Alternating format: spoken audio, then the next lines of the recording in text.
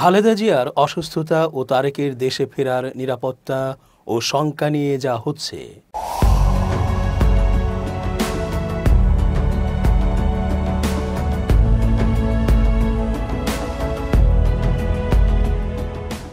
আসসালামু আলাইকুম প্রিয় দর্শক, আমন্ত্রণ আজকের আলোচনায়। চেঞ্জ টিভির আন্তর্জাতিক চোখ অনুষ্ঠানে এস.জে. রতন স্বাগত জানাচ্ছি। সারা দেশব্যাপী দোয়া চলছে, দোয়া করছে মানুষ অন্তরের ভেতর থেকে। তিনি বেগম খালেদা জিয়া। বাংলাদেশের এই সময়ে বেগম খালেদা জিয়ার মতো আপসহীন নেত্রীর সুস্থ থাকার খুব প্রয়োজন। এর মধ্যে তার ছেলের দেশে ফেরার বিষয়টি আরও জোরালো হয়েছে, কারণ বিপ্লবের পরে অনেকগুলো সময় পেরিয়ে গেছে, তারেক রহমান ফিরতে পারেননি। তবে খালেদা জিয়ার এই সংকটাপন্ন অসুস্থতার মধ্যে অবশ্যই তারেক রহমানের দেশে ফিরে আসাটা জরুরি। তবে একথাও শোনা যাচ্ছে, বিএনপির ভারপ্রাপ্ত চেয়ারম্যান তারেক রহমানের দেশে ফেরার প্রস্তুতি পুরোদমে চলছে। দেশে এসে কোথায় উঠবেন এবং কোথায় অফিস করবেন তাও প্রায় চূড়ান্ত। তার ফেরা নিয়ে দলীয়ভাবে বিএনপি সব ধরনের প্রস্তুতি নিচ্ছে। ভারপ্রাপ্ত চেয়ারম্যানের নিরাপত্তার বিষয় নিয়েও আইনশৃঙ্খলা বাহিনীর বিভিন্ন সংস্থার সঙ্গে বৈঠক করেছেন দলের একটি প্রতিনিধি দল। যদিও কৌশলগত কারণে তারেক রহমানের ফেরার সুনির্দিষ্ট দিন তারিখ প্রকাশ করা হচ্ছে না। তারেক রহমান নিজেও এখন পর্যন্ত দিন তারিখ সম্পর্কে কোনো সবুজ সংকেত দেননি।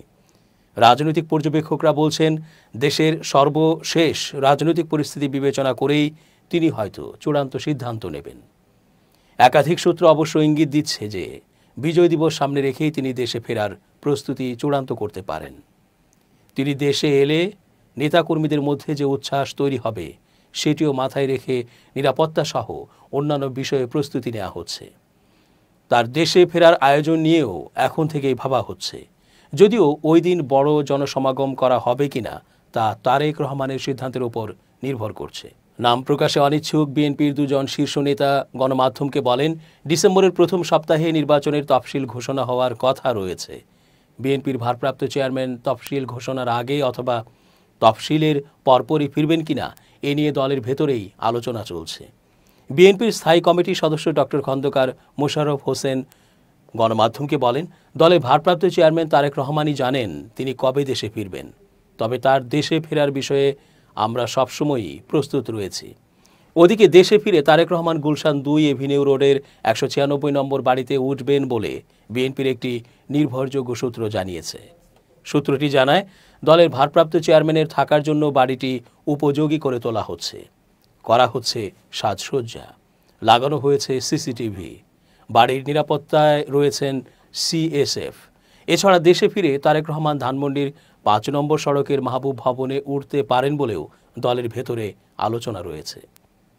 তারেক রহমানের শ্বশুর সাবেক নৌবাহিনী প্রধান রিয়ার অ্যাডমিরাল মাহবুব আলী খানের বাসভবন এটি। সম্প্রতি অন্তর্বর্তী সরকার গুলশান 2 এভিনিউ রোডের 196 নম্বর বাড়ির নামজারি সম্পন্ন করে এ সংক্রান্ত কাগজপত্র বেগম খালেদা জিয়ার হাতে হস্তান্তর করেছে। এই বাড়ির পাশেই ফিরোজায় থাকেন সাবেক প্রধানমন্ত্রী বেগম খালেদা জিয়া। গুলশানের 196 নম্বর বাড়িটি ব্রিটিশ আমেরিকান টোব্যাকো বাংলাদেশের কাছে ভাড়া দেওয়া হয়েছিল। 1981 সালে সাবেক প্রেসিডেন্ট জিয়াউর রহমানের শাহাদাতের পর তৎকালীন সরকার তার স্ত্রী বেগম খালেদা জিয়াকে এই বাড়িটি বরাদ্দ দেন। দেশে ফিরে তারেক রহমান এই বাড়িটিতে থাকতে পারেন বলে সংশ্লিষ্ট সূত্র জানিয়েছে। চেয়ারপারসনের গুলশান রাজনৈতিক কার্যালয়েই তারেক রহমান অফিস করবেন বলে বিএনপির সংশ্লিষ্ট একটি সূত্র জানিয়েছে। তার বসার উপযোগী করেই কক্ষটি সাজানো হচ্ছে, ধোয়া মোছাও করা হচ্ছে। বিএনপি চেয়ারপারসন বেগম খালেদা জিয়ার নিজস্ব নিরাপত্তা বাহিনী সিএসএফ এর সদস্যরা তারেক রহমানের নিরাপত্তার দেখভাল করবেন। ওদিকে নির্বাচনী প্রচারণাকে সামনে রেখে 2টি বুলেট প্রুফ গাড়ি কেনার উদ্যোগ নিয়েছে বিএনপি। খালেদা জিয়া এবং তারেক রহমানের নিরাপত্তায় এই গাড়ি কেনার অনুমতি দিয়েছে স্বরাষ্ট্র মন্ত্রণালয়। এর মধ্যে গত অক্টোবর মাসে একটি বুলেট প্রুফ বাস এবং জুন মাসে একটি বুলেট প্রুফ গাড়ি কেনার অনুমতি দেওয়া হয় বলে সংশ্লিষ্ট সূত্রে জানা গেছে। বিএনপির কোষাধ্যক্ষ এম রশিদুজ্জামান মিল্লাত খালেদা জিয়া ও তার পরিবারের সদস্যদের সার্বক্ষণিক ব্যবহারের জন্য একটি বুলেট প্রুফ গাড়ি কেনার অনুমতি চেয়ে মন্ত্রণালয়ে আবেদন করেন। এছাড়া আগ্নেয়াস্ত্রের লাইসেন্সের জন্য স্বরাষ্ট্র মন্ত্রণালয়ে আবেদন জানিয়েছে বিএনপি। দলটির যুগ্ম মহাসচিব হুমায়ুন কবির গণমাধ্যমকে বলেন, ভারপ্রাপ্ত চেয়ারম্যানের দেশে ফেরার কোনো দিনক্ষণ এখনও ঠিক হয়নি, তবে নির্বাচনে তার নেতৃত্বে আমরা অংশগ্রহণ করব। সুতরাং শিগগিরই তিনি দেশে ফিরছেন এটা ধরে নিতে পারেন, আর তার নিরাপত্তা দেওয়ার দায়িত্ব রাষ্ট্রকে নিতে হবে। আমরা প্রত্যাশা করি অন্তর্বর্তী সরকার তার নিরাপত্তার বিষয়ে সর্বোচ্চ ব্যবস্থা নেবে। 2018 সালের 8 ফেব্রুয়ারি বেগম খালেদা জিয়াকে কারাগারে নেওয়া হলে তারেক রহমান দলের ভারপ্রাপ্ত চেয়ারম্যানের দায়িত্ব পান। 5 আগস্ট ছাত্র জনতার গণ অভ্যুত্থানে আওয়ামী লীগ সরকারের পতনের পর সব মামলা থেকে অব্যাহতি পান তিনি।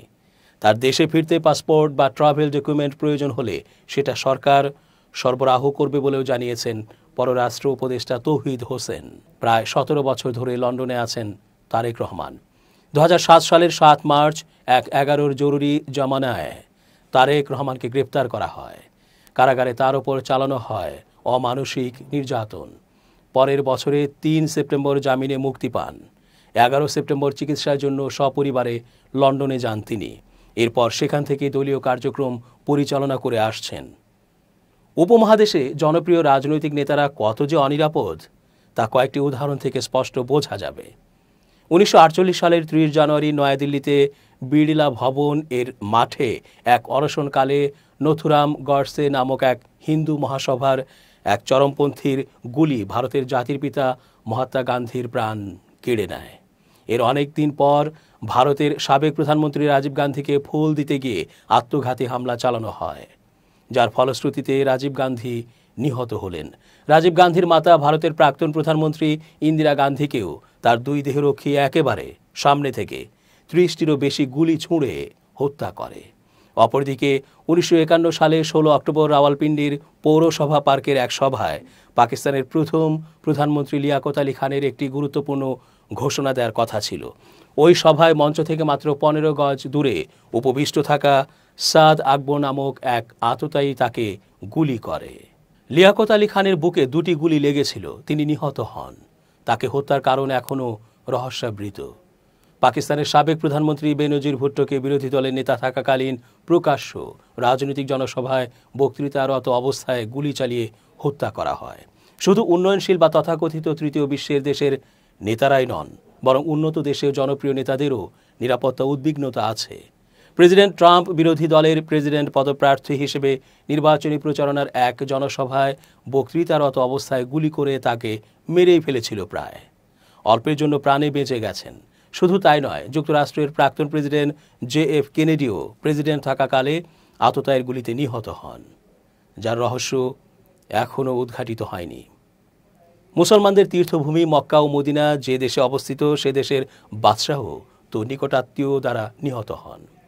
1975 সালের 25 মার্চ সৌদি আরবের তৎকালীন বাদশাহ ফয়সল তার ভাতিজা ফয়সল বিন মুসাইদকে অভ্যর্থনার জন্য এগিয়ে যান। যখন রীতি মেনে ভাইপোকে চুম্বনের মাধ্যমে অভ্যর্থনা জানাতে যাবেন, ঠিক তখনই ঘটনাটা ঘটে। নিজের পকেট থেকে হঠাৎ বন্দুক বের করেন তার ভাতিজা। বাদশাহ ফয়সলকে লক্ষ্য করে 3 বার গুলি চালান তিনি, এবং তাতে বাদশাহ ফয়সল নিহত হন। বাংলাদেশেও তো 2 জন সাবেক রাষ্ট্রপতি ক্ষমতায় থাকাকালীন অবস্থায় নিহত হন। কাদের দ্বারা নিহত হন তা তো জাতির কাছে স্পষ্ট। পতিত সরকার প্রধান শেখ হাসিনাও তো 2004 সালের 21 আগস্টে নিহত হয়ে গিয়েছিলেন প্রায়। অল্পের জন্য প্রাণে বেঁচে গিয়েছিলেন, যদিও ওই সময় হালামলের মতো এত অজনপ্রিয় ছিলেন না তিনি। তারেক রহমান উপমহাদেশের অন্যতম বৃহৎ রাজনৈতিক দল ও বর্তমানে বাংলাদেশের সবচেয়ে বড় রাজনৈতিক এবং জনপ্রিয় দলের কার্যত প্রধান ব্যক্তি। তার দল তো বটেই, বাংলাদেশের মধ্যে অসম্ভব জনপ্রিয় নেতা তিনি। তার অনুপস্থিতি তার জনপ্রিয়তাকে অনন্য উচ্চতায় নিয়ে গেছে। তার দল নির্বাচনে জয়ী হলে তিনিই হবেন বাংলাদেশের পরবর্তী প্রধানমন্ত্রী। তারেক রহমান জিয়া পরিবারের লিগ্যাসি বহনকারী আমাদের প্রজন্মের সর্বশেষ ব্যক্তি, জিয়া বংশের চেরাগ। তিনি বর্তমান বাংলাদেশের 18 কোটি মানুষের মধ্যে একমাত্র সৌভাগ্যবান ব্যক্তি যার পিতা ছিলেন রাষ্ট্রপতি, মাতা ছিলেন প্রধানমন্ত্রী। নিশ্চয়ই তার নিরাপত্তার ব্যাপারটি সর্বোচ্চ বিবেচনার দাবি রাখে তার দলের স্বার্থে, দেশের স্বার্থে এবং আগামীর বাংলাদেশের স্বার্থে। বর্তমান অন্তর্বর্তীকালীন সরকার আইনশৃঙ্খলা পরিস্থিতি পুরোপুরি নিয়ন্ত্রণে রাখতে সক্ষম হননি। দেশের সব কিছুর ওপর এবং সব বিভাগের ওপর তাদের পূর্ণ নিয়ন্ত্রণ স্পষ্টত পরিলক্ষিত হচ্ছে না। এখনও পতিত সরকার কর্তৃক গণঅভ্যুত্থান ঠেকানোর নামে তাদের দলীয় সন্ত্রাসীদের হাতে দেয়া মারাত্মক বিধ্বংসী অস্ত্রগুলো যেমন AK-47, SMG, lethal weapon, grenade ইত্যাদি উদ্ধার করা যায়নি। তাছাড়া তারেক রহমানকে যারা নির্মমভাবে নিপীড়ন ও নির্যাতন করেছিল, ওই সময়ে মাঠ পর্যায়ের বা জুনিয়র পর্যায়ের কর্মকর্তা হলেও হাল আমলে তারা অনেক উঁচু ও প্রভাবশালী পদে ও অবস্থানে আছেন বা রয়েছেন। এছাড়া তাকে নিয়ে আঞ্চলিক ও আন্তর্জাতিক ষড়যন্ত্রও তো একেবারে উড়িয়ে দেওয়া যায় না। সব কিছু মিলিয়ে তারেক রহমানের নিরাপত্তা উদ্বিগ্নতা সত্যি বাস্তব ও যৌক্তিক। সুতরাং এ নিয়ে না বুঝে অতি আবেগী হয়ে শুধু বিরোধিতার কারণে বা রাজনৈতিক উদ্দেশ্য প্রণোদিত হয়ে সোশ্যাল মিডিয়ায় হালকা বা তির্যক মন্তব্য করা ঠিক নয়। তার মাতা বাংলাদেশের একাধিকবারের প্রধানমন্ত্রী এবং দেশের সর্বজন শ্রদ্ধেয় জনপ্রিয় ব্যক্তিত্ব বেগম খালেদা জিয়া গুরুতর অসুস্থ। যে কোনো সন্তানই এই সময় মায়ের পাশে যাবেন ও থাকবেন, এটা স্বাভাবিক। তারেক রহমান যেতেন ও থাকতেন, তবে তার নিরাপত্তার বিষয়টি এখন আর শুধু তার ব্যক্তিগত বা তার পারিবারিক বিষয় নয়। এই ব্যাপারটির সাথে জড়িয়ে আছে আগামীর বাংলাদেশ ও বাংলাদেশের নেতৃত্ব। তারেক রহমান অবশ্যই দেশে যাবেন, তাকে যেতেই হবে। তাকে তার দলের হাল ধরতে হবে। তার বিশাল দলে তার বিকল্প আর কেউ নেই। তবে তার আসার আগে তার নিরাপত্তা নিশ্চিত করতে হবে শতভাগ সরকারকে ও সংশ্লিষ্ট সবাইকে। দর্শক, আজ এই পর্যন্তই। ধন্যবাদ। changeTV.press, এক ফোঁটা হলুদও নেই।